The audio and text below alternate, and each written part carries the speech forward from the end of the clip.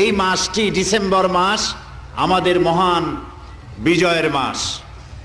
শুরুতেই দোয়া করে নেই এই বাংলাদেশের স্বাধীনতার জন্যে 9 মাস যুদ্ধ করে যেসব বীর মুক্তিযোদ্ধা শাহাদাত বরণ করেছেন, আল্লাহ রাব্বুল আলামিন তাদেরকে সকলকে মাফ করে দিন। আমিন। আল্লাহ তাদেরকে জান্নাত নসিব করুন। আমিন। এবং যেসব মুক্তিযোদ্ধারা বেঁচে আছেন, আল্লাহ তাদেরকে ঈমান এবং সম্মানের সাথে দুনিয়ায় জীবন গুজরান করার তৌফিক দান করুন। আমিন।